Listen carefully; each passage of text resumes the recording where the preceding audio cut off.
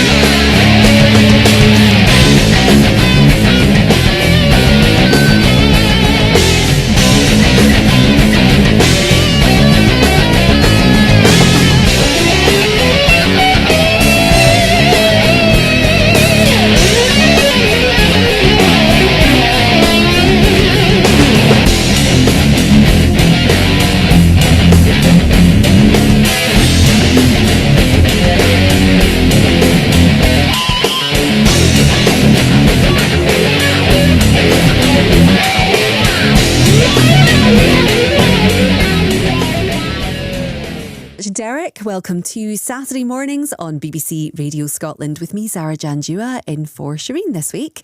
My guests today are broadcaster Afia Hagan, journalist Hannah McGill and Martin Raymond of Cloudline PR. A very good morning to you all. Good morning. Good morning. Good to have you with us. I mean, there is so much for us to discuss this morning. We'll be looking at Colin Firth as Dr. Jim Swire in Sky's new dramatisation of Lockerbie disaster and its aftermath.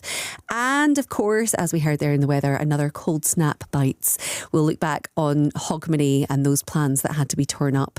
Lucy Worsley looks at our new crime obsession through the lens of Jack the Ripper. And it's the first few days of a brand new tribe, Generation Beta. But what will the future hold for those 2025 babies? There is a lot more to come besides. Have a listen to some of this week's big moments.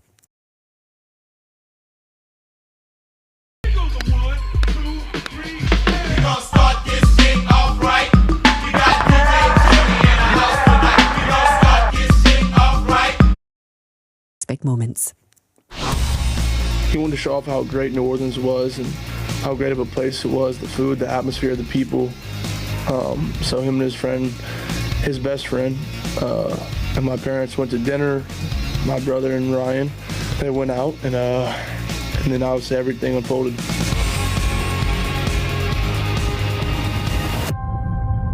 Panam 103, 270 people killed. Threat warnings were ignored. We have a right to know. This is restricted. Where did you get it? I just want answers, Minister. You haven't stopped since she died. I will never stop. Up until we know the answer to everything. What we explored in our film was drinking in our society and how especially women and younger women over the years have been targeted by marketing. Really, for us, it was like, okay, how do we end this and it be satisfying to an audience? 5 years ago, almost 90 million watched on. The hit comedy is coming back. Here we are again, and it's like we've never left. And this has gone on for 20 years of my life. This has been rumoured for months. We've been allowed to end the story, and that is a gift. All of that and a lot more to come here on BBC Radio Scotland with me, Zara Janjua. And do get in touch with your thoughts on anything we're talking about this morning. Just drop me a text on 80295. That's charged at your standard message rate. Or, of course, you can send us a WhatsApp on 08085 92 95 00. Now, before we get stuck into the rest of the show, let's just take a moment to reflect on a new entry into the sporting record books. Here's BBC Breakfast's Mike Bushell. What an incredible night then for Luke Littler, who has put his name into darting history and so much more, thrashing Michael van Gerwen 7-3 to become the youngest ever PDC World Championship winner. The 17-year-old, yes, he's only 17. You have to keep pinching yourself about that, was in an unstoppable form. This result never really looks in doubt as he raced into a 4-0 lead, and despite Van Gerwen getting 3 sets on the board eventually, he never really threatened a proper comeback, with Littler always so comfortable in the lead. Van Gerwen was the previous youngest champion when he won the first of his 3 world titles in 2014, aged 24. However, Littler smashed that record almost as easily as he swept aside his Dutch opponent at Alexandra Palace. Since the winning double, I just can't believe it. Walking around backstage with it, I can tell myself I've won it and it's mine, but it's not sunk in. Obviously, I knew coming into it for myself, I knew it would be my first, but to become the youngest if it didn't happen, I still had plenty of years, but I'm glad to do it tonight. That's a new PDC World Darts champion, Luke Littler. Hannah, he sounded great in that interview. He comes across really well. Yeah. He's achieved a lot, but he's only 17. 17. And it's hard to get your head around. Well, I mean, I just find it hard to get my head around anyone having been born in 2007 at all, let alone doing that and then becoming world champion of something. So there's that. But it's his calm. And calm is the key thing with darts. That's what you need to have. And most people at the age of 16, 17, calm is not something that you tend to be overburdened with at that age. So that's what's really extraordinary about him as a sportsman. But also, yeah, you hear it there. He's got a sort of sanguine quality, which is unusual generally, let alone at that sort of age. So heavens, I mean, I hope he holds on to it, because it's quite a remarkable thing to have at all, and presumably quite good for your life generally if you can just stay calm under pressure. And perform that in front of camera and, of course, in front of audiences. I mean, it's thousands of people who go and see these things now, because this is the other really interesting thing that's happened with the darts, is that from going into obscurity, really, as a spectator sport. I grew up when it was on TV in the 80s, but then sport became vastly professionalised and more expensive, and everyone became a megastar. And that sort of old-fashioned British things like snooker and darts that ordinary people actually play in the pub, that kind of faded away. And so to have that come back, and I was just reading yesterday about how this has become this huge thing that people go with their mates and go, whether or not they know a lot about darts. And so it's not just him that's a phenomenon, it's that this is sort of roaring back as the spectator sport. So it's interesting. I mean, Martin, though, we talked a bit about the pressure there on someone so young, and of course there was a bit of a media pile-on with Emma Raducanu, wasn't there? And so, how do we manage that? How do we manage it with people, particularly when they are so young and they reach these upper echelons of sport?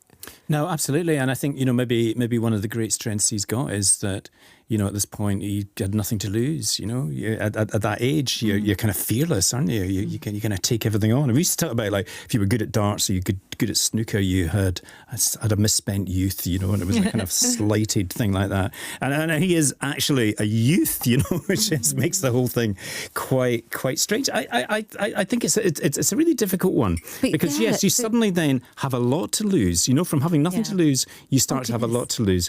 And I suppose the thing we kind of see people, those of us who are not really following darts in any kind of way, because I'm not. I mean, I never had the maths for darts. I think that's the thing. I could never work out what I was supposed to be hitting. He says that he wasn't good at maths at school as well, though, because this is interesting, that he doesn't see it as, he obviously sees that it's maths, but he says he was never good at maths at school, but he's got that ability without knowing. And that's interesting as well, that some kids who think they're not good at something, they just have a natural ability. game can show them that they actually have a certain brilliance. So that's where I was going wrong. That's where it was all going wrong. Playing darts. Anyway, it didn't matter for me, because if I hit the board at all, I was doing pretty well. Well, do you know, I wanted to kind of bring this into the pressure of it, because, you know, the media does have a lot to answer for in the way that we talk about these young sports stars. And already there's been a bit of a stooshy with Good Morning Britain presenter who was accused of sort of weight shaming him by taking aim at his diet and lifestyle.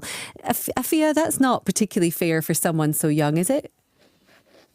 Not particularly fair and not particularly helpful either. But also, let's remember, when it comes to darts, it's not one of those sports where you're like, you know, in training with a coach, running around a track for like months on end. It's the culture of darts is kind of, you know, drinking and all that kind of stuff. And he's only 17, so he probably won't be involved in that side of it.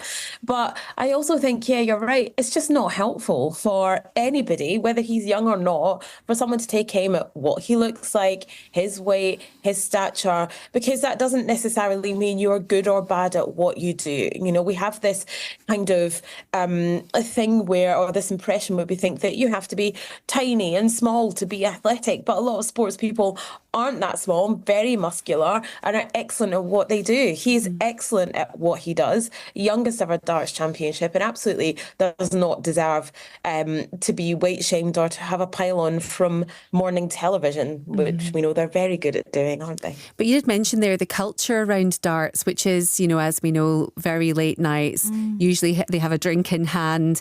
Is it something that should be addressed for someone so young in terms of the culture around that moving forward? We seem to be hyper aware at the moment of living healthier lifestyles. So, you know, is there a discussion there on how darts needs to adapt and move forward, Hannah?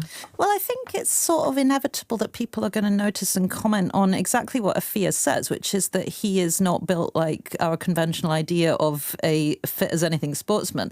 On the one hand, that's great. That's his reality. That's who he is. And it's wonderful that someone who doesn't fit into a particular box can have this huge success. On the other hand, it's an honest comment that people are going to make looking at him. He's only 17. You know, he is operating in a system where historically the players have had a certain lifestyle that has been very, very unhealthy. And yes, we are aware of these things now. We talk about obesity a lot. We talk about lifestyle a lot. I think it's a bit weird to sort of jump in and out of that and sort of say sometimes we're allowed to talk to people about obesity and lifestyle. Sometimes it becomes extremely wrong and shaming to do that. I think, you know, people are going to remark on it and talk about it. And there's an honesty about, you know, this is a conversation people are going to have about him. He's got millions of pounds now. He's fairly protected. It may be that this is something that is going to come up that he might have to take responsibility about. Well, that was a very big story yesterday, and we're certainly excited to see how Luke continues in the sport. What's getting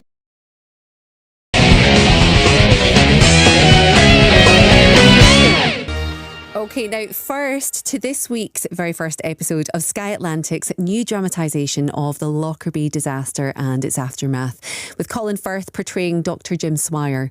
Jim's daughter Flora was on board Pan Am Flight 103 when it was destroyed by a bomb in December 1988, claiming the lives of 270 people, both on board and in the town of Lockerbie. Jim documented his subsequent campaigning in a book called A Father's Search for Justice, and that book has been adapted by Sky into a series which is over 5 parts and explores his sometimes controversial role in the aftermath of the disaster. Dr. Swire's position on Lockerbie, his negotiations with Libyan leader Colonel Gaddafi, and his eventual friendship with Abdel Basset al-Megrahi, the only person so far convicted over the plot, have meant Swire has seen a lot of support over the years by some of the relatives of the victims, but has also angered other bereaved families. On the 36th anniversary of the bombing in December, Dr. Swire called on Prime Minister Sir Keir Starmer to publish everything the UK government knows about the atrocity. Let's have a listen to the trailer for Sky's Lockerbie, A Search for the Truth.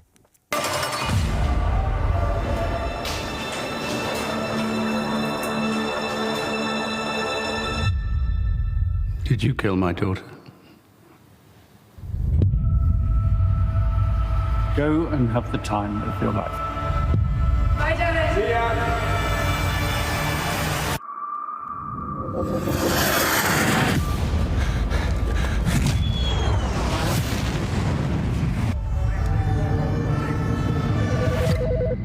Hello?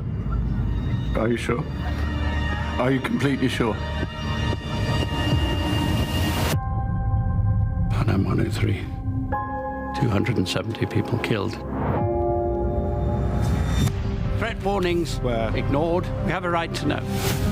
This is restricted. Where did you get it? I just want answers, Minister. You haven't stopped since she died. I will never stop. Up until we know the answer to everything.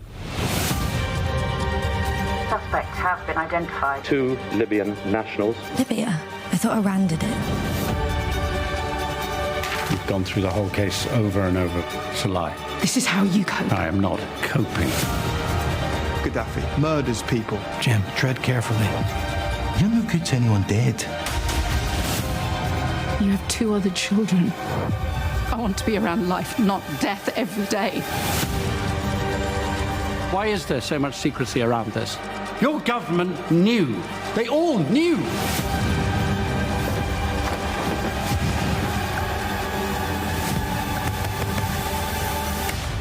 I want to know who killed my daughter.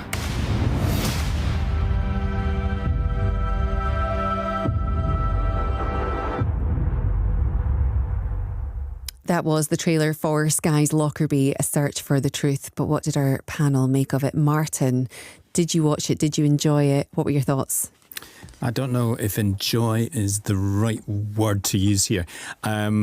I always think Lockerbie, it literally is too close to home. You know, it's difficult to be objective about Lockerbie, and lots of people in Scotland have got kind of connections with it, even if they're quite. You know, my cousin worked for Dumfries and Galloway Police and was involved in searches and so on. So it's quite close to home. So difficult to be objective and difficult to look at a drama and see it as a drama. But I mean, I think if you step back a little bit from that, then certainly the first episode, which is all I've watched, is a really gripping drama, because I think it's where lots of nightmares all converge on this one point. It kind of lives in your imagination in a way lots of other things don't. You know, if you travel frequently on planes, if you're a parent, all these things come together around this. And it is a really dramatic, powerful piece of writing. David Harrower, a Scottish playwright, is one of the writers involved in this. And as a piece of drama, I found bits of it almost unwatchable. Not because it's particularly graphic, but because Colin Firth, in particularly, and the way some of it is written, really incredibly emotive. Really tunes into your kind of worst fears, as I say. So as a piece of drama, it is amazing. And I think as the story develops, the tenacity of Jim Swire and the kind of emotional, I hate using this term journey, because like everything's a journey nowadays, you know, like whatever you're doing, but his tenacity to keep with his inquiry into an area where I genuinely believe we will never ever know the true real story about what was going on with that bomb and who was responsible, and I think the number of different parties involved in this, the number of nations involved in it, make it unlikely we will never really know the whole story, and probably that's quite a good thing. Maybe we don't need to know the whole story about it. I mean, there were some fairly compelling scenes very early on in that first episode where, you know, fairly graphic, fairly visual, but then also for me, one of the scenes that certainly brought me to tears was the moment that Swire's family, Dr. Swire's family, they all learn that they've lost their sister, they've lost their daughter. And there was something about the emotion of that moment that, you know, everyone, you say that we can't be subjective necessarily to this or objective to this because, you know, we've been so close to it. Afia, did you find yourself, you know, questioning some of the way that this was portrayed? Because of course there has been criticism, hasn't there, about some of the conspiracy theories or the story being uninformed at some points because it was very much led by Dr. Swire. I understand why people would have that criticism, because it is mainly from his book, his memoirs, his recollections, what he thinks of what happened. But I think what we cannot separate is how devastating the explosion of that flight was for everybody who was involved, for all the families. And so I think that scene that you talk of, where they find out that that was her flight number, that she was on that flight, that will be real and would have been so real for so many families. And you're right. I mean, there were so many moments, especially in the very beginning, from the outset. It's graphic. And actually, I remember I was 8 when this happened. And I remember the news reports so vividly and so clearly, watching about it. And it was top of the news cycle for such a long time. And seeing the crash site and how huge the crater was. And they used some of that footage in the Sky Atlantic show, but some of the news footage, how huge the crater was. I remember hearing about how wide the site was because, without being too graphic, bodies were falling from the sky like 3 miles apart, and how terrifying as a young child that was for me. I mean, I was terrified for months about it, and it really brought back all those feelings, absolutely. Because those opening scenes were so graphic, and I don't want to have any spoilers or say too much, but visually, I mean, it was just so powerful. So the first 20 minutes, half an hour. And there was another scene that really moved me as well, when Dr. Swire's wife, when they were in a meeting, I think it was with the new Transport Secretary, and trying to convince him to go to the Prime Minister for another inquiry. Yes. When she's talking about how she has nightmares about how her daughter must have felt falling through the sky. And she does the countdown. Yeah, yes. And she did some research into if her daughter would have been conscious or not conscious, and she found out that there might have been 15 seconds where she would have been conscious falling through the sky, and then she counts to 15, and it was the longest 15 seconds I think I've ever experienced in my life. And when you think of the terror, those vehicles of telling the story were very, very powerful. Did you learn anything from this? Because I guess where the criticism has been is very much around, audiences being influenced or uninformed audiences being influenced by this. But was there a great deal to learn from watching this? I hope, and I think people understand the difference between a drama and a documentary, and that this is an effort to depict one man's experience, which became very tied in with the investigation and with what we are and are not allowed to know about this case. But I think if you view this as a sort of if you view this drama as part of a campaign for justice, then it becomes a very complicated thing, where it is isolating one person's perspective and also putting forth an idea of what happened that is highly contested. I had read about it before. There's actually a novel from about 10 years ago by the great Scottish novelist James Robertson called The Professor of Memory, which is the same story of Jim Swire's perspective, although it doesn't use the real names. So I did know about his contention and his struggle and I think it's really interesting, and it's really important to remember this is a drama and should not be seen as the sole It's a very good point. Yeah. I mean, there is a reason that you involve a brilliant dramatist and a brilliant film. Jim Sheridan, the Irish writer-director of My Left Foot, is involved in this as well as a writer. So it's got a really strong artistic cast behind it, including Colin Firth, who is an extraordinary conveyor of pain, isn't he? I mean, he is so brilliant. And Jim Swire actually requested that Colin Firth play him. There are some parts that just have Colin Firth written on them, and I just think he was great, and his sort of buttoned up and the pain that he can evoke. So all of that is really interesting. I think the significant thing, and Martin said this, is that like you don't want to be seeing this as a sort of factual account. It is about one person's experience of it. Hopefully it opens up people. I do think Lockerbie is one of these things, we're not allowed to know the whole story of this. There are some things that are not going to come out into the public domain. They're just not. Yeah. But, Martin, Hannah obviously mentioned there just that, this was, people need to remember it's not a documentary, it is a drama. But is that how Sky has been promoting it? Well, that's an interesting one. To me, it's a drama about grief. And it may develop into something else about a search for truth.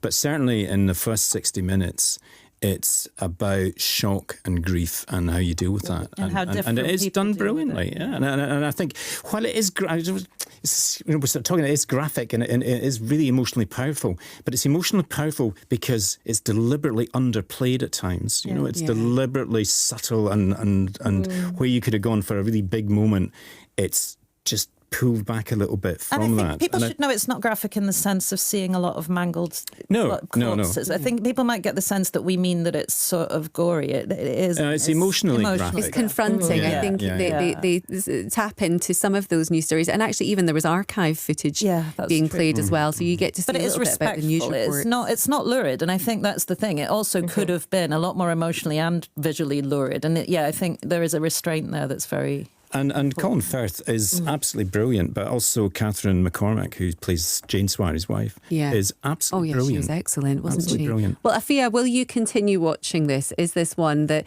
you might not, let's say Martin pulled me up for saying enjoy, you might not enjoy it, but you will certainly, you're compelled to watch more. Yes, I am compelled to watch more because I never really understood the sort of relationship between Jim Swire and McGrahy and how he came to the conclusions he did. And that's what I want to understand. So, yes, I will follow it through. Well, I will too, because I certainly did appreciate learning a bit more about the story and certainly seeing his story unfold. Later this year, a 6-part BBC drama on the bombing is set to appear on our screens. And in May, a real-life drama will start to unfold in a federal court in Washington, where another Libyan man, Abu Ajila Massoud, will stand accused of making a bomb that brought down Pan Am 103. I'm sure we'll return to discussing these much later in the year. Lockerbie, A Search for the Truth is available on Sky Catch Up. Good morning.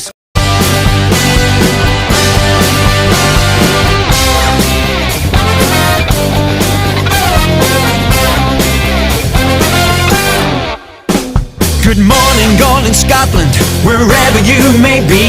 From Inverness to Aberdeen, and hello, Billy Connolly. Wales, we love you too. Charlotte Church is ace. Nice legs, nice bum, great boobs. Shame about her face. The Chris Moyle Show. We're only joking, Charlotte. Still to come here on BBC Radio Scotland with me, Zara Janjua. Now, you'll have seen the images of the first babies to be born in Scotland in 2025. They're also the first of a new tribe, Generation Beta. What will define them? We'll be asking that later on. And we'll look at the freezing weather sweeping the nation this weekend. But first, I'm here with my guests, Afia Hagan, Hannah McGill and Martin Raymond. And it's time to get your moments of the week. And actually, I'm going to come to you first, Martin, because you're quite happy to be freeing yourself from Twixmas. Well, we've got Hogmanay to talk about in a minute, and we've had Christmas. I am going to suggest humbly that there is a third element to the entire Christmas season, because today, so I'm kind of stretching this slightly, because today is on the eve of Epiphany, which is 12th night. So generally speaking, because you can calculate this in different ways, but generally speaking, the 5th of January is the day when 12th night falls, the bittersweet moment when you take down the Christmas decorations. And it's an added twist of the knife in this occasion is the fact that on Monday, schools go back, lots of people go back to work. This is a difficult moment. And I think we should be celebrating this a little more. In the medieval times... Is this to help avoid the Sunday blues? Because it does also fall on a Sunday, doesn't it? Yes, Sunday as well. Geez, it couldn't be worse. It's like it's all these things converge at the thing. And in medieval times, I'm first with the news here, in medieval times, they had a much better way of looking at these things, and Christmas was a time of real celebration, because you couldn't do much outside, obviously, because it was dark and cold and snow and everything. And so they made a big thing of 12th night, because the Monday after 12th night in medieval times was called Plough Monday, and that marked the start of the agricultural year, and that's when you had to get back out in the fields again and start doing ploughing and all that kind of agricultural stuff. So I'm suggesting that maybe we should actually just take a moment to celebrate this. And I know people who do this, who actually have a Christmas dinner on 12th night. On the like 5th? the whole thing. Yeah, the whole thing. Like the turkey, the little potatoes. Oh, I don't know if I could do it all over again. The little chipolata sausage. Yeah. You roll around again. Now, in a much smaller way. I think I've still got some of mine in the fridge. See, recycling as well. That'll be on the turn, Hannah. When my children were children and quite small, what we used to do is we would keep us kind of stingy parents, but no, we used to keep one present back for each of them, and then when we took down the tree, we'd go, "Aha! Look, we found a present we've missed." Oh, and it just that's gave it. lovely. So. That's what I'm suggesting. Oh, I'd be 12th night. so envious of a sibling if they'd kept a present until the 5th and opened it up. But lovely for the whole family to do that. Really and it just nice. takes that edge off. Love the that decorations down, back to school, all that stuff there. And Afia, you were out for Hogmanay. Yes, I was. So First time in 10 years. Yeah, literally years. Such an old woman. But my husband and I decided, you know what, we're actually going to go out. We're going to go out. We're going to be child free. So we're like, we'll take advantage of that. We went out for dinner, had a lovely steak dinner. And then the restaurant had like a rooftop terrace bar thing. Oh, it sounds fancy. It was a bit fancy, but it was also just so much fun. It was so much fun. The This DJ is because was you playing didn't have the children, all the isn't right it? tunes. Exactly. I managed in my heels till past midnight. I was so proud of myself. And I just thought, you know what? I do like New Year's Eve, and I've spent it at home for years, and I'm actually okay with that.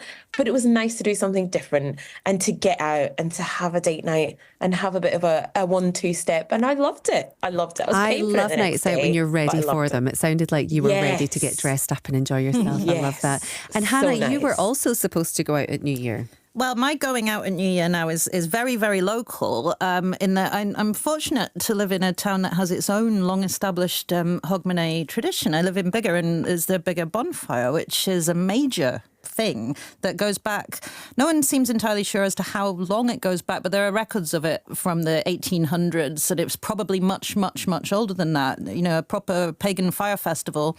Again, a sort of agricultural area where medieval there's an element of sort of kicking off a new agricultural year. It's a big deal. And it's also highly contentious in terms of how safe it is kept and how safe it should be and how much care needs to be taken with it. And so it used to be very enormous. People used to just sort of stick sausages and potatoes into the fire and cook them. It was very wild. Then, gradually more and more health and safety. I mean, it is and it was. But and then there's been, a lot of sort of tamping down of how big it gets because of it just happens in the middle of the town around lots of buildings. It's quite terrifying. So now it's only allowed to be 50 feet tall. It has been much bigger in the past. So our Hogmanay was sort of waiting for a very late decision on whether they were actually going to do it or not, because it was blowing an absolute hoolie as it was in lots and lots of places. And there is a sort of minor culture war about whether it takes place or not, and people becoming very concerned about excessive health and safety. It was at the end of the day cancelled. It's really sad because it's still sitting there. The huge pile of stuff is still sitting there. But because they have to close all the roads all around to have it, it doesn't look as if they will actually be able to burn all the stuff that has been accumulated through the year. It's just going to have to 12th night, guys. 12th night. That's what I do. If you can get them, I'll just all say the that. roads closed. I think it takes most of the year to get the permission Well, to do close. Hannah, I can't do it. I'm very sorry that you had disappointment, but it does lead us quite nicely into our next. This is a microcosm of what happened for everybody else. Well, it certainly is, because obviously we're moving into weekend of very chilly temperatures, ice, and warnings of snow across most of Scotland. But let's just look back to earlier in the week when tourists and locals gathered in Edinburgh for what was supposed to be a glitzy Hogmanay until the wind and the rain had other plans. I didn't know the street party was off. I just got off the plane. We're from Malaysia, and when we knew that it was cancelled, we were so disappointed. Yeah. We wanted to see the fireworks, but it's not there anymore. It's just the rain. Well, I don't care at all. We just came from Southampton to celebrate New Year's here in Prestonfield, so I will be totally fine with everything. Everyone is disappointed about it because New Year is about that. It's about celebration, about party. So disappointed. Well, it just sums 2024 up, doesn't it? We'll find something to do. It's all right. It'll be good. Oh, I like that attitude at the end. We'll find something to do. And that was obviously the situation that so many revellers found themselves in on Hogmanay. I was one of them. I was expecting to go to the street party for the first time as a new Edinburgh resident. Ended up going to the Hot Dub event that was put on at the last minute instead, which was absolutely fine. But now, Hannah, your plans were cancelled as well, but you actually enjoyed staying in. It's a bit different. If you travelled... Oh, it's hideous, yes. If you travelled all this way, it sounded like an Australian, perhaps at the beginning of that clip there, who'd obviously travelled for many, many hours to be here for the Hogmanay celebrations. A massive disappointment. Yeah, I think anyone who's ever travelled a long way for something that then got cancelled for whatever reason will know that feeling. But also that attitude that, as you said, came through in that clip where it's like, well, if you have gone to all that trouble, you're going to find some fun, and hopefully fun that is not too high risk. But it is a sort of problem that is inherent in the idea of travelling to a far northern country with very bad weather in the middle of winter, you know. So there is an element of, it's sort of built in. Afia, it comes with the territory of living in Scotland. That's why you've relocated, isn't it? That's why you now live in London. Exactly, where it is freezing, 0 degrees, and snow is expected today. I think the thing is, right, with the Edinburgh street party and with all these celebrations, even in London as well, this is the UK in the middle of winter. There's a high chance that something's gonna be cancelled. It's gonna be called off. I think you take that into consideration when you book. And the thing is, as well, is that if it had gone ahead and if something had happened, then it would be a completely different story. We'd be talking about something else. And then people would be putting the blame on the council, saying, but you got the warnings and you didn't cancel, you didn't do anything about it. So what's worse? Obviously, you want to keep people safe and healthy. You want to prevent terrible things from happening. And I would rather that than, something terrible happen to somebody. But of course, now you have this situation where people love to create a culture war out of absolutely everything, and then you have the narrative of the lefty woke council cancelling the celebrations instead of letting us get blown over. Not everything has to be a culture war. But given we live here, given we live in a very cold climate, Martin, should we be thinking about the format of this event? Does it need to be changed, switched up in any way?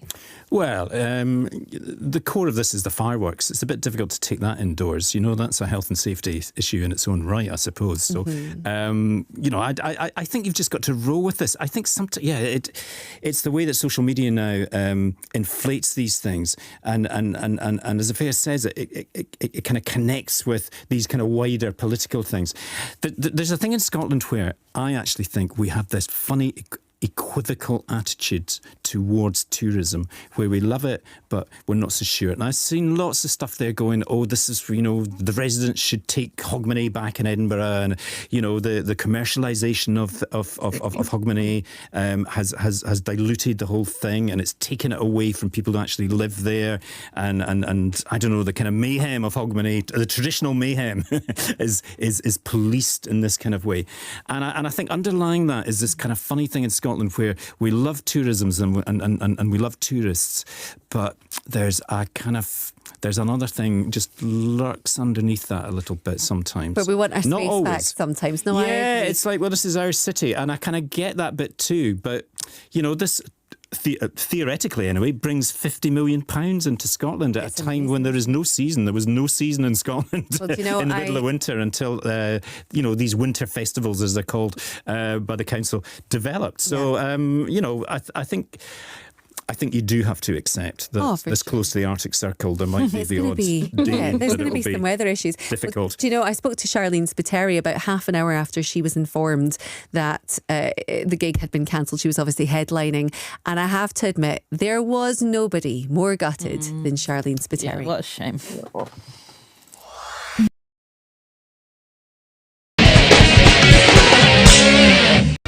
With me, Zara Janjua, and my guests, Afia Hagan, Hannah McGill and Martin Raymond. Now, every year you'll see those wee faces beaming back at you from the newspapers. The very first new babies to be born on January the 1st. But there's an extra fact this year. Those bright new lives are the very first of a new generation as we wave goodbye to Gen Alpha. That's those born between 2012 and 2025. And welcome in Generation Beta. So do you think it's helpful for us to have and to label these generations, Martin? I know that you actually prepared a little list just to remind yourself today of all the generations that we've had in previous years, or over the last few generations. Do you think it's been useful looking at those? Do you see the dates broken down? Do you think we can decipher any sort of stereotypes? Is there any truth to them? No, I think not only is it helpful. Simple as, well, I can stop at that if you like. But no, I think it's reductive, and so therefore I think it does develop stereotypes.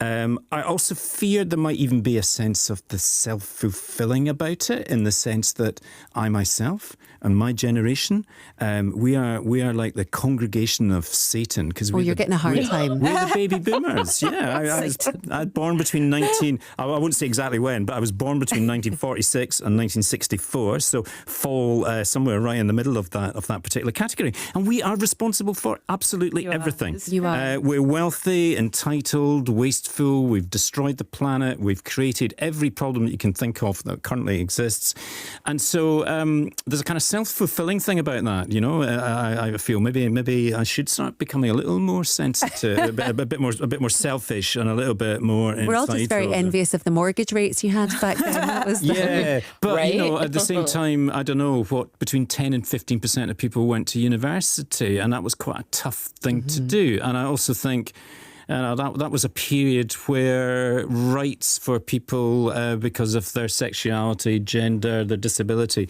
were not in place. They did not exist as they do now, and these all had to be fought for. So my point is here, that these things reduce you down to bare stereotypes. Yes. And that is not helpful, because there's a lot of complexity about every phase you go through. I don't deny the fact that people have shared cultures at different stages, and if you are a teenager at a particular time, you absorb different cultures, and that will shape you in a particular way. I get all that bit of it.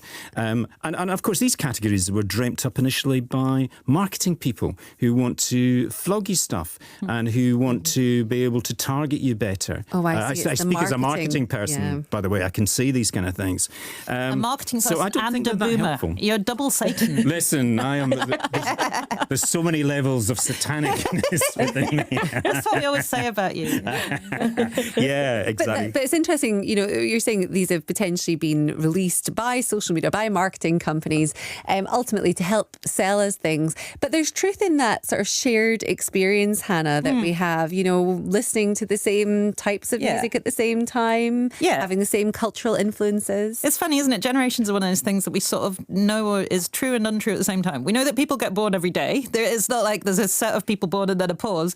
But at the same time, yes, you know, with it's sort of, I don't know, when we were talking about it earlier, I was thinking, what are the key differences between, you know, for me being somewhat older than you and Afia? And I sort of thought about things like what your women's magazines are like, and and in fact, indeed, remembering magazines properly at all, and then like how you absorb your culture, you know. So there's a big shift between people who grew up with the internet and people who didn't.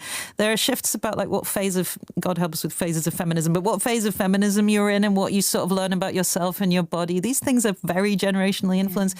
So there are certainly things where we share certain shifts that affect us. I can't think of anything that's been more transformative to what I think people's daily life experience is like than social media. Yeah. And that didn't come in until I was a grown-up. And I didn't use it until I was well into being a grown-up. So that's a big change. I would, if I may, challenge that. Come on then. Because you're Satan. Yeah, exactly. That is my job. My job is to disrupt and question. What about contraception? What about... I don't remember that, but you do. Yeah. Well, No, but social media, in terms of daily life, something that affects every aspect of your life and is really, really... You're not making a choice whether to do it or not. It infects everything. I just... That hits on me as something that has really transformed the way that people interact with the world. Yeah, I mean, I agree, absolutely. Huge shifts before with things like voting and wars, goodness knows, and, you know, things like that. So it's not that. But, you know, what we tend to do is look at political landscapes, environmental, social, the technical side of things. Afia, I'll come to you briefly just to ask. I mean, we're both millennials. We know what defined our generation. I'm certainly very glad that I was of a generation that lived and grew up without social media, because nobody wants any evidence of that. But what do you think is going to define Generation Beta?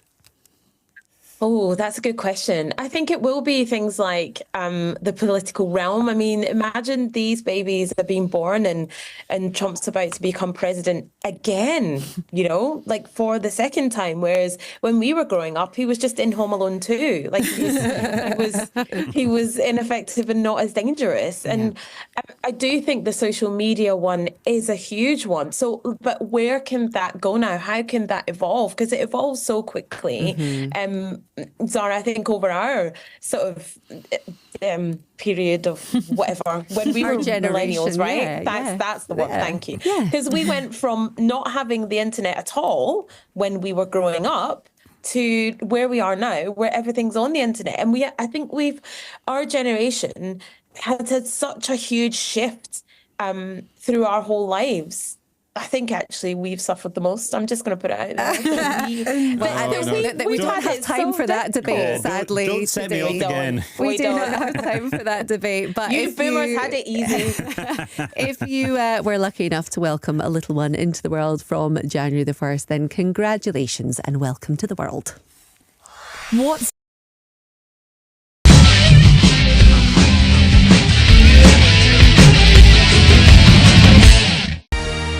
with me, Zara Janjua, and still to come, with the number of alcohol-free alternatives filling up our supermarket shelves and the back wall of the bar. Is peer pressure putting people off ordering them? And we look back at the Gavin and Stacey phenomenon. Were you one of those shedding a tear on Christmas Day? But now to the US, where in a few hours, the state funeral for former President Jimmy Carter will begin in Atlanta, Georgia. Tributes were paid earlier in the week to Carter, who died at the age of 100. Here's current President Joe Biden. And what Jimmy Carter is an example of is just simple decency. Simple decency. And I think that's what the rest of the world looks to America for. I, Jimmy Carter, do solemnly swear. Jimmy Carter's one-term presidency was marked by inflation at home and crises abroad. But his landmark achievement was brokering a peace deal between Israel and Egypt.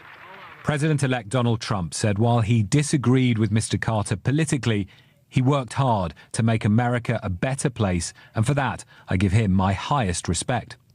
Former President Barack Obama said he taught all of us what it means to live a life of grace, dignity, justice, and service. He was so prompt, the airport only just had time to give him the red carpet treatment. President Carter visited the UK in 1977, touring Tyneside and bringing a message of economic revival. Away the lads!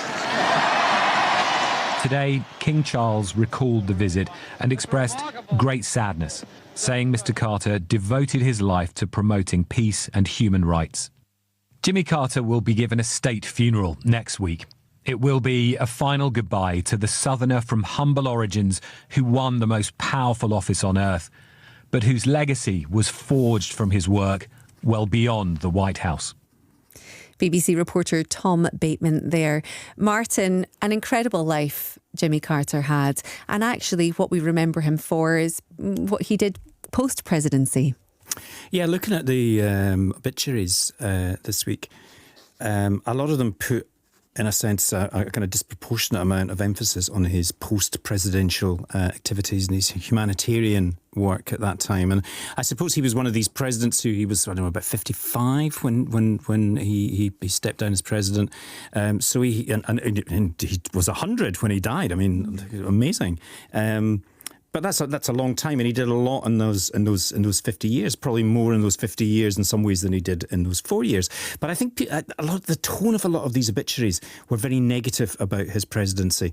And being around at the time, I didn't quite get that sense, because certainly the Camp David Accord in 1979, bringing Egypt and Israel together, it was a thing that didn't go anywhere. Well, we can see that as we sit here today. You know, it didn't solve the Palestinian issue in any way whatsoever. But it was an attempt towards that at a time when there didn't seem to be any hope at all that there was any way forward in the future in that area. And so I think that maybe didn't get quite the emphasis that it should have had. And he was also very unlucky. There's a historian called Christian Carroll who identifies 1979 as the key year in the modern world, where a lot of the problems and issues which we still have around had their origins, and they started from there. So he looks at the Iranian Revolution, which put religion back into global politics in a way that nobody expected it to be, and obviously was a defining thing of the Carter presidency as well. China rediscovered capitalism and the beginnings of the kind of global economy that we have. The Soviet Union began its collapse because they invaded Afghanistan that year.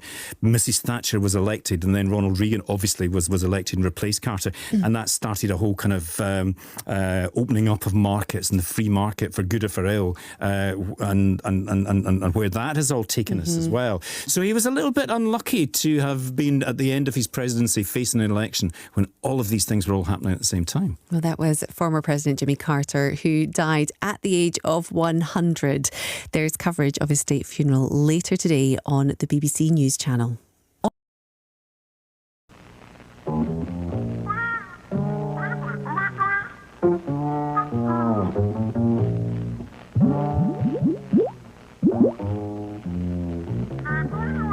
New cherry, Pepto-Bismol. For all the brilliant, beautiful colors in this world, there is a detergent that helps keep them that way. Cheer with Color Guard. Dirt goes, color stays. Most guys would tell you they don't really think about their hair. Right. Personally, I think most guys want their hair to look good as long as it's not a hassle. That's where Pert Plus comes in. It's a unique shampoo and conditioner in one. So you get clean, more manageable hair than with plain shampoo, but without any extra work. That's Pert Plus. Hey, I admit it, I think about my hair. But it's not all I think about. Shampoo and conditioner in one. Wash and go with Pert Plus. Doesn't that sound fantastic? Well, there is lots coming up on the station, so stay with us today. 11:30, the good, the bad and the unexpected. Mark Nelson sorts the good from the bad with the help of guests, including comedian Karen Dunbar and Deacon Blues Jim Prime. At 12 o'clock, we've got Off the Ball. Tam Cowan and Ray Bradshaw bring you the most petty and ill-informed football show on radio. At 2 o'clock, it's Sports Sound with Ayr United versus Raith Rovers, plus all the action from across Scotland's leagues. At 7 o'clock, it's Take the Floor with Gary Innes, bringing you a brilliant Family Ceilidh with music from the Liam Stewart Band. And good news if you're a dance novice or just a little bit rusty, because Liam will be calling out directions for some of our favourite dances. And looking ahead to tomorrow's Sunday programme, I'll be back on your radio from 8 a.m. with my spiritual life guest, comedian Joe Caulfield. And I'll be hearing about TV presenter Lorraine Kelly's very own Sacred Space. Plus, we'll look at the traitors. Can people of faith really enjoy being bad? That's Sunday morning with me, Zara Janjua, here on BBC Radio Scotland tomorrow from 8 a.m.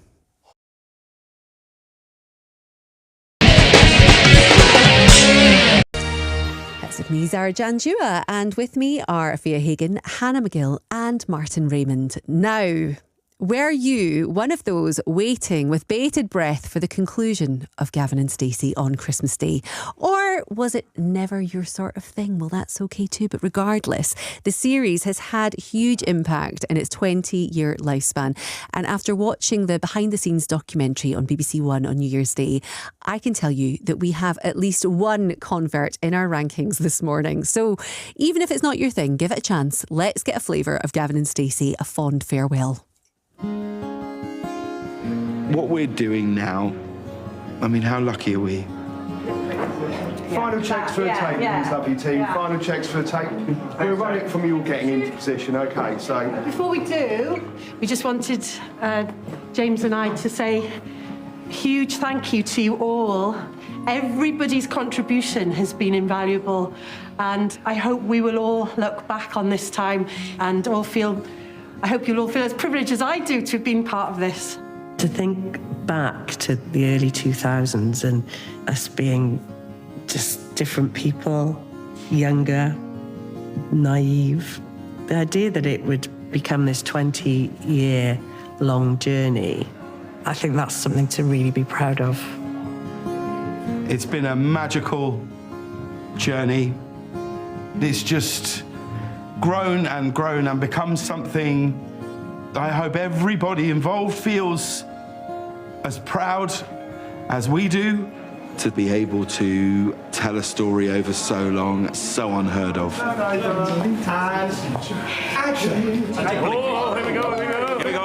Really, for us, it was like, okay, how do we end this and it be satisfying to an audience?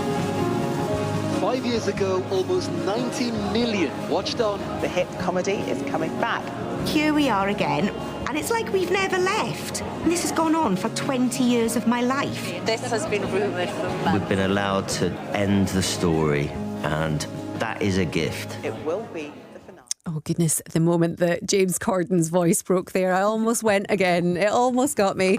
Afia, you were a fan of Gavin and Stacey, but were you a fan of this documentary?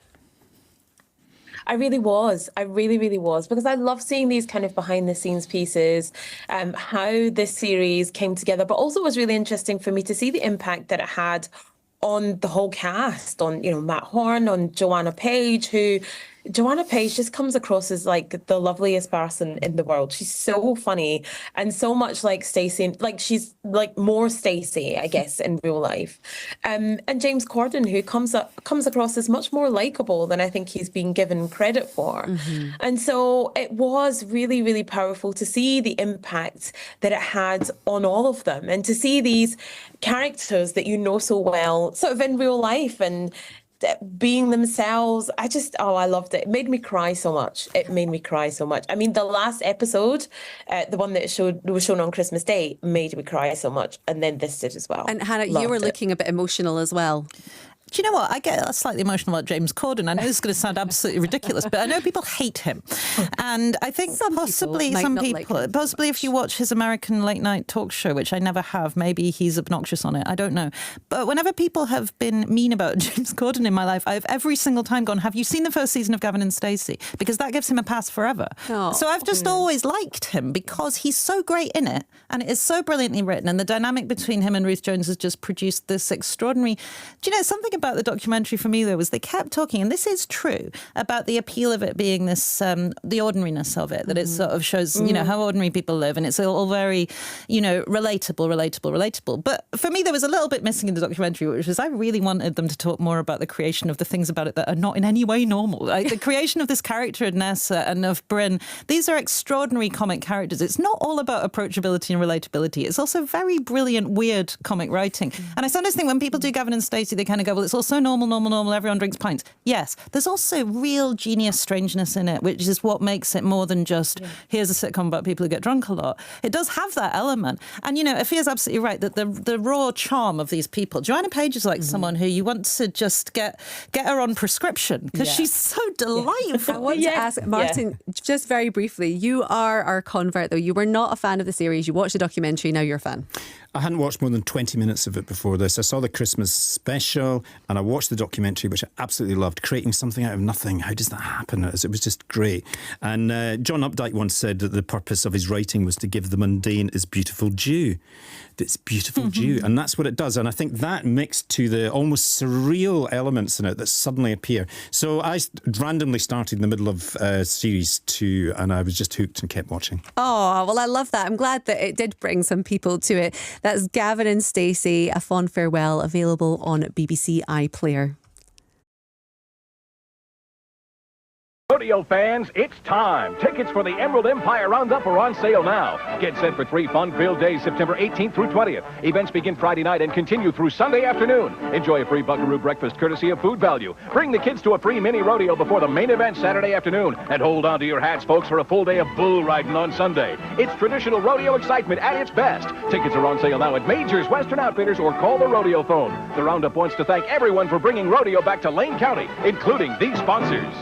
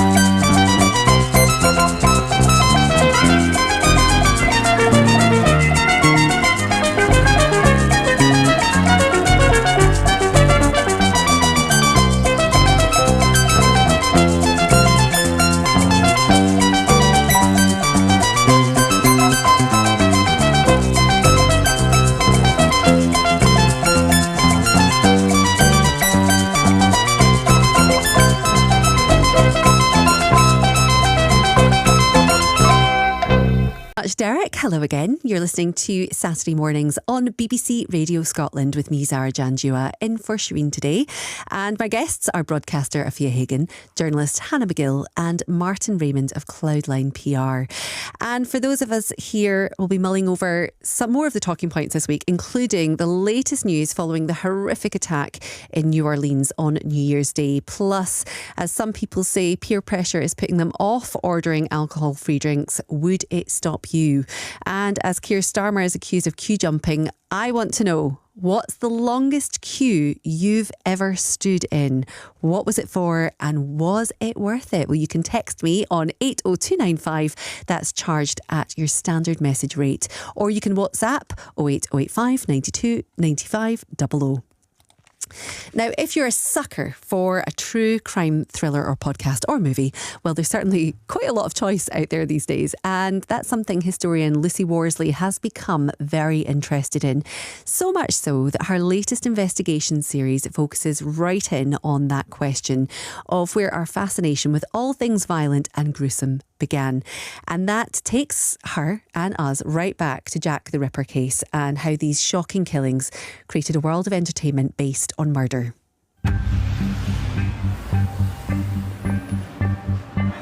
In the autumn of 1888, it seemed everyone was talking about one story. A murderer was on the loose in these streets in East London.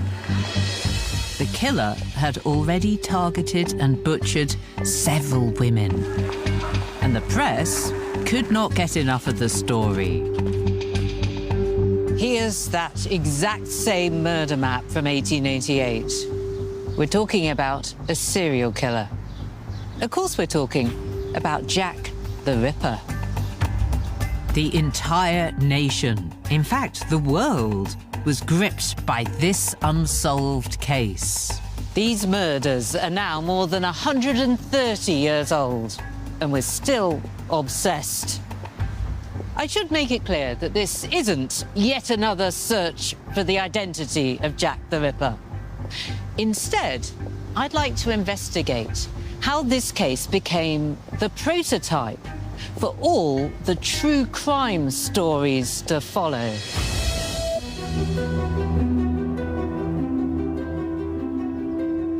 I've come to the other side of London, to Kensington Palace, the childhood home of Queen Victoria.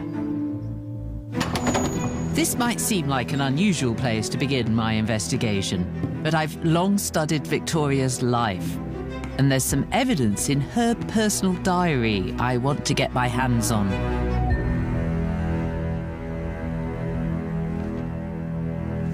This is a page of her diary from the 4th of October, 1888. Dreadful murders, she writes, of unfortunate women of a bad class in London. I wonder what she means by unfortunate women of a bad class. That sounds like a euphemism to me. But the case was clearly on the Queen's mind. That was a clip there from Lucy Worsley Investigates Jack the Ripper. Afia, tell us about the programme. How did it approach this subject matter? Because, you know, it's billed as exploring and finding out where our fascination with all things violent and gruesome began. Yeah, so that's what it's billed as. And you have Lucy Worsley, I think it is. Yep. And she is a historian, so she's very good at digging up all the evidence of, you know, you've got letters that, you know, the victims have written or entries into, you know, a church ledger of a loan that one of the victims was given, photographs of them, that kind of thing. And she's also got, she digs into lots of old newspapers that started writing about the murders of these women in Whitechapel. Then she comes across the fake Jack the Ripper letter. You know, she's very good at digging up all these bits of evidence. Now, it's billed as an investigation into why we are so obsessed with true crime. I personally don't feel that that's what it is, or that's what it was. It's just another programme about the women that were murdered by Jack the Ripper. No, it wasn't an investigation into who is Jack the Ripper and trying to find out who he was, but it also was not an investigation into why we're so obsessed with true crime, and also why we're so obsessed with true crime when it comes to women, why women are always portrayed in these ways in dramas. That's what I would have been interested in. But actually, it was just yet another programme about the women who were murdered by Jack the Ripper. And yes, they should take centre stage in the story rather than him, but it certainly wasn't an investigation into why we're so obsessed with true crime. So I think if it was reclassified, then perhaps it would be a bit more honest.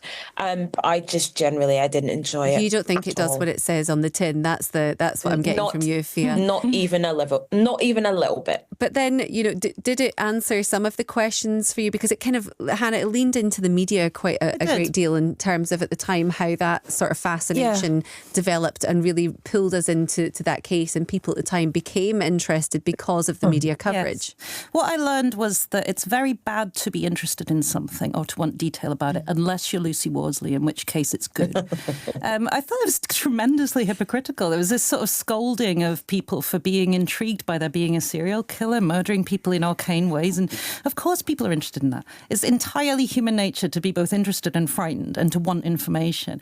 Yes, absolutely exploitative coverage that sort of gloried in it. But I never got to what Lucy Worsley thought, how she thought it should have been covered. She was very disgusted by, seeking out ways in which she could sort of accuse people of denigrating these women, describing them as unfortunate. They were pretty unfortunate. At one point someone is described as being bad with drink and she's like, well, that's judgmental. It's like, no, it was a reality. And I found the desperation to try and make her approach to it superior to other people's to just be really phony. And I didn't get it. I didn't get her point. You hear her tone of voice in the clip there, and she's being as doomy and melodramatic and excited about it as anybody else. So, and I also personally don't quite understand this thing where we're supposed to prioritise telling the stories of the victims. They never asked to be famous or to have me find out about what they did for a living. Jack the Ripper did.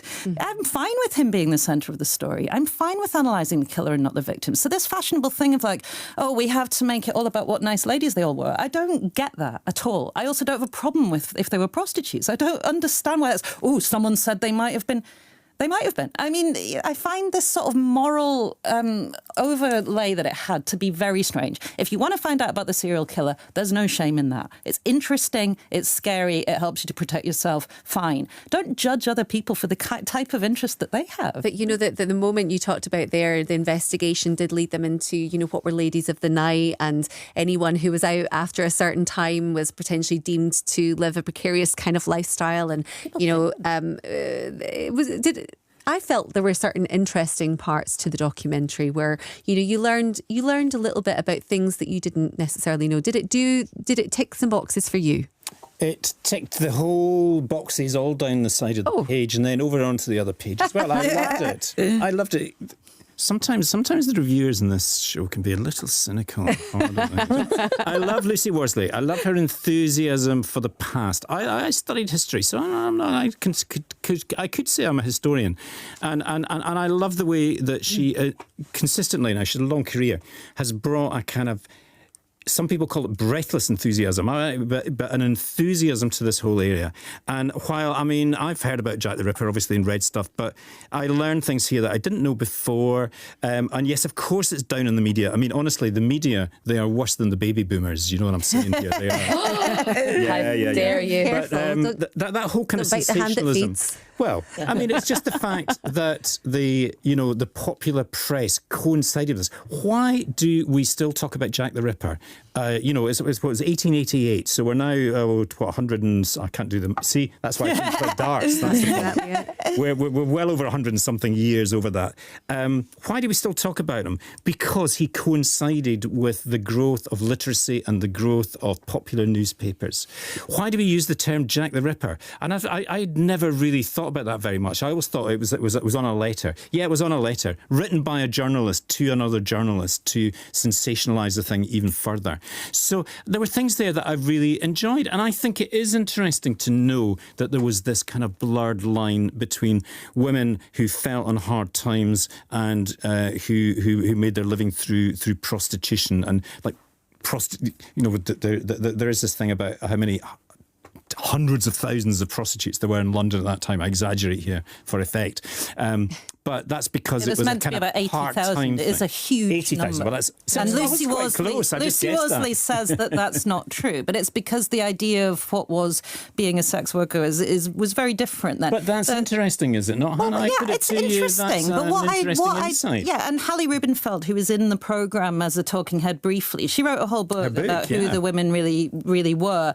I'm not saying it's without validity. I'm saying that the idea that there's some sort of thing that we need to solve about whether you can accurately call somebody a prostitute, or I think there's something about this idea that they have been smeared and judged in their lives that just isn't true. I don't think people sit around going, "Ooh, those dreadful women who deserve to be killed by Jack the Ripper." I just don't think it's true. But I'd humbly suggest that what she's doing there is, she's saying this is the way that people judged and used terminology in those days, and we're now looking at this again now and making sense. Is why did they call them bad people of bad character? They were low people and all these things. It tells you something about Victorian society and the way that Victorian society was so segregated.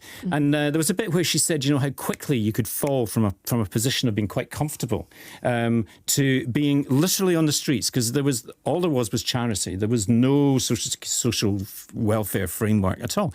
All of these things are interesting, and I think she's very good at doing that. I think it's breezy, and it's not heavy history at all. No, it felt for me like it was kind of for young women, and it might be quite useful. It was something where I thought, well, if I was trying to introduce my daughters to this area, this might be something. But I thought she was a bit. I hadn't watched her stuff before, and I must admit, I thought she was more of a serious figure. I found the tone of it just very kind of silly.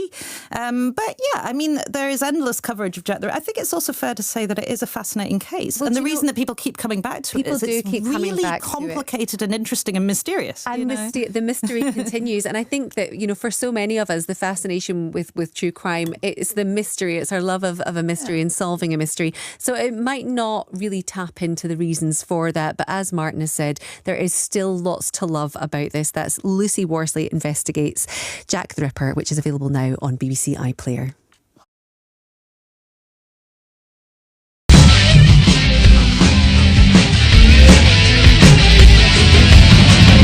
Sarah Janjua, and I've been asking for your queuing stories this morning as the Prime Minister was accused of queue jumping.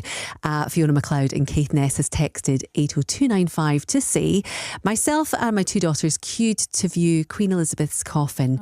We were in the queue for about 10 hours and it was totally worth every minute of it. The camaraderie in the queue was amazing, and we made some friends with a woman and her son who were with us all the way round the route. In fact, we ended up staying with them that evening and we're still in touch. The Londoners were so warm and friendly, and some of those who lived on the route gave us teas, coffees and opened their homes for those queuing or those requiring a toilet. It was an amazing queuing experience. It's so nice to hear that from you this morning, to hear a positive story about queuing, because as so many of us know, it can be a bit of a drag. So that was a really lovely one. We want to know, what have you queued up for and was it worth it? Well, text me on 80295. Now to the news this morning that a British national was amongst at least 14 people killed in the vehicle attack in New Orleans on New Year's Day. He was named by Metropolitan Police as 31-year-old Edward Pettifer of London. His family paid tribute to a wonderful son, brother, grandson, nephew and friend to so many. During the attack, a man in a pickup truck ploughed through crowds on the city's Bourbon Street before being killed by police. A young aspiring nurse and a mother of a 4-year-old are also among the victims, as was Martin Tiger Betch, who was in his late 20s and was a former American football player at Princeton University. His brother Jack spoke to the BBC. He wanted to show off how great New Orleans was and how great of a place it was, the food, the atmosphere, the people. So him and his friend, his best friend, and my parents went to dinner Tuesday night. My parents drove home back to Lafayette, and my brother and Ryan, they went out, and then obviously everything unfolded. He was always a fighter, whatever it was, whether it was in sports, whether it was at just wherever it may be, in every facet, he was a fighter, and his name was Tiger, and like I said, it just fit him so much. Me and my family, this is something that we're going to have to deal with, every every time we wake up and every time we go to sleep. It's going to be something, every holiday, there's going to be an empty seat at the table. But he wouldn't want us to grieve and mourn. He'd want us to keep attacking life. The attack is believed to have been carried out by a 42-year-old Texas resident and US Army veteran. The FBI say an Islamic State group flag was found inside the vehicle and 2 improvised explosive devices were also found nearby. Afia, just an awful, horrific attack on New Year's Day. What do you make of how things have unfolded? Yeah, I mean, an absolutely terrible story. And I think there's so many elements to it, isn't it? First of all, there was the perhaps he might have been working with other people, and then the FBI have decided actually he was working alone, that he was ISIS inspired but not ISIS directed, and also the element of that he'd planted improvised explosive devices along the route that the emergency services would have taken to get to the damage that he would have caused. And if he'd managed to detonate those bombs, it could have been even worse. More catastrophic, yeah. I mean, I also thought it was pretty incredible that the Sugar Bowl, so that was the college NFL game, went ahead on Thursday, only sort of a few days after the attack took place, that Bourbon Street had reopened as well. And, it really speaks to, I think, the resilience of New Orleans. But New Orleans as a city, it is a party town. They're known for their food, their revelry. People go there for so many different reasons. They've got the Super Bowl coming up. They have Mardi Gras coming up. Essence Festival, all these huge things taking place in that city. And now what do they do going forward to make sure that people feel safe? I mean, there has been some talk that there was supposed to be bollards were being put in along the route that the driver drove, that they have ramps that can go up and down on the streets that were down at the moment, that particular moment, that could have been up. They were sort of retrofitting security in time for the Super Bowl in February because there'd been a report in 2019 that said something like this could happen in New Orleans, in that particular area, and they were vulnerable. So why wasn't those security measures put in a bit sooner? There's all those questions to be asked, but horrible for the 14 victims. Thanks, Sophia. Hannah, what have you made about the media coverage and reporting of the story so far? I mean, there's no words for just how terrible, obviously, and the idea that people's moments of celebration and of togetherness, it's just devastating. I think it's a real balancing act how we cover these things, including the motivation, the idea behind it. And you see these things sort of come and go. We hear less now these days about shootings in American schools, for instance, not because they've stopped. It's because it's been determined that it's better not to give too much publicity and to not talk about what the reasoning was, because, arguably it doesn't matter what the reasoning is. The act of destruction is the important, thing to acknowledge. On the other hand, this kind of goes back to what we were just saying about Jack the Ripper. People's curiosity is natural and the desire to sort of have an answer and something and someone to blame, especially when someone has been killed by law enforcement as well. People need to know, Certainly seems like human nature to want to find out why did something like this happen? What drove someone to do something like this? What badness was in them or what had happened to them? But, for the city of New Orleans, what does it mean for them? Fia obviously touched on it, but it's a place that's already suffered greatly in recent years. So what does it mean for them going forward? Yeah, I think, as a city, such, some difficult things have happened there over the years. And is that terrible thing of how you protect people but still retain the desire to enjoy yourself. These kind of, they talk about them as low-tech terrorism, where you can use a car that you can hire from a car hire company. It wasn't even his own car. And you can cause such terrible damage just with a car, never mind the firearms and the explosives and all the rest of it, but just with a car. And we saw the same thing in Germany just before Christmas, at the Christmas market. And both these places had protection against that kind of attack, but both of them had tiny little chinks. There were bits that were not completed, or the bits that were being repaired, or bits that were open for access. And terrorists, that's what they're looking for all the time. They're looking for these tiny little opportunities, and it is really, really hard to protect people against that kind of thing. And with these big events coming up in the same city, you know, it's like, well, lightning doesn't strike twice, and of course you put extra precautions in place. But it's everywhere else, and it's that sense that, you know, the authorities have said you have to be extra vigilant because there's a copycat element comes into this. If terrorists who are looking to cause trouble and cause death, they will see how it works, you know, with a hired car. So they will be looking for opportunities. So it is a real challenge. It's the way that terror threat never goes away, and it just keeps moving forward all the time and just changing slightly. I think what we have seen certainly is at least the people of New Orleans coming together, and just this amazing response from the emergency services, which, you know, is always really heartwarming, I think, when something like this does happen. But our thoughts go out to everyone in New Orleans.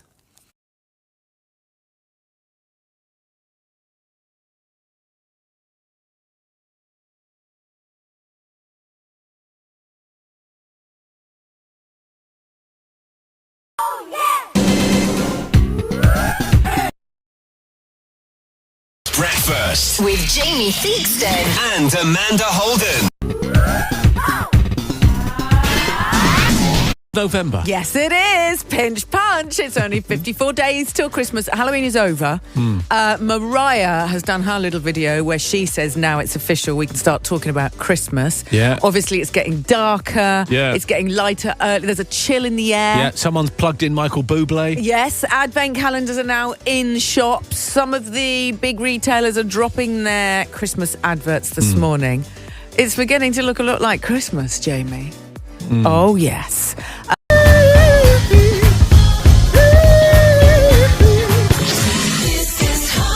I'm Sarah Janjua in for Shereen this morning, and I've been asking for your queuing stories this morning as the Prime Minister was accused of queue jumping. Eileen in Edinburgh says, in the 70s, I had my wee 2-year-old niece in my arms and joined a queue of more than 200 people looking for Rod Stewart tickets at the Playhouse. I asked the people near front if I could go before them as the baby was past her feeding time. Amazingly, they let me, and I got a ticket for a great seat. Well done, Eileen. That sounds like it paid off, taking a wee one as well. Shades from Cardowan says, my longest queue was for Stone Roses at Glasgow's Barrowlands in 1995 after getting a night at the Garage nightclub. Well, there's a blast from the past. We slept on the street in the queue on Union Street. The ticket desk was on the 5th floor of HMV. I remember those. Yeah. But at least it was warm. Yes, absolutely. The bus ride home after was miserable, but the gig was amazing. Yeah, great stories coming in. We would love to find out about the queues you've been in. How long were you there for? What was it for? And was it worth it? Text me on 80295. Now, let's talk alcohol. In many of the papers this week, there's a story from the Organisation for Economic Cooperation and Development, which reported that teenage girls in the UK are out drinking their male counterparts at a greater rate than any other in the country and in Europe. One connection was how drink is advertised to women and girls in the UK. In another story, there was research from Oxford University suggesting that although most people like the idea of drinking these alcohol-free alternatives, which are obviously available everywhere, they're actually put off ordering them because of peer pressure. Really interesting story here. Afia, we're both millennials. We both grew up at a similar time. I'm going to come to you first on this. Does it surprise you, these statistics about girls in particular? Was it something you saw growing up? Oh, yeah. I mean, growing up, definitely, we were out every weekend and we were drinking, absolutely. And going through uni, I really saw that. But I'm surprised at this story because I had really thought in the past few years that especially younger people now were less into alcohol and less into drinking. And actually, being sober and sober curious was much more attractive. So I am really surprised at this, and especially that young women are so into British young women, excuse me, are so into alcohol and are binge drinking much more than boys. I'm really shocked at this. Very quickly, Martin, would you take an alternative, an alcohol-free alternative? Oh, yes, always. And there's never been more choice. Fair's absolutely right. It's a 20-year downward trend in drinking amongst young people. It's a little... In fact, 2021 was the lowest recorded figures since they started recording figures. I mean, obviously, COVID had an effect on that. And so maybe this is another little uptick at the end of COVID and people starting to socialise again. This is Shereen.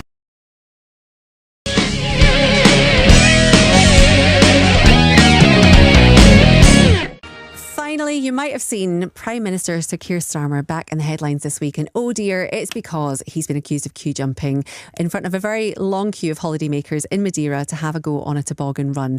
According to The Spectator magazine, a chorus of boos erupted. They reported that Downing Street said it was the decision of Madeira police to escort them to the front of the line. Hannah, why is it such a cardinal sin here in Britain? Well, queues, there's something about obedience and what things in your culture it feels important to be obedient about. And that is different in every country that you go to. And it's just one of those really interesting things that these sort of values get passed down. People talk about British people enjoying queuing. There is something about sort of formality and obedience that is something sort of that is attached to British people historically that is possibly not that accurate anymore, but that means that we're still attached to these ideas about ourselves. But I love these stories about people meeting and socialising in queues, because that is a real thing as well, isn't it? Whether you miss a flight or you're waiting for concert tickets or whatever it is, you can always have a little chat. So it can be the source of friendships and really fun experiences, actually. Well, as we've heard there, and as of course some of our listeners today have said, Martin, very quickly, your best experience in a queue or your worst? Well, my longest queue, just to balance up the satanic element that was in the conversation earlier, was I queued for the Vatican because I realised it was difficult to get in there. And I thought, well, I'll beat the queues. I'll get there at 7:30 in the morning. And there was already a queue of a quarter of a mile waiting to get in. Brilliant. Well, thank you very much for that. I hope if you are queuing for anything today, it's a quick one. My thanks to Afia Hagan, Hannah McGill and Martin Raymond. Shereen is back on BBC Radio Scotland at 10 next Saturday. Now it's Comedy with Mark Nelson.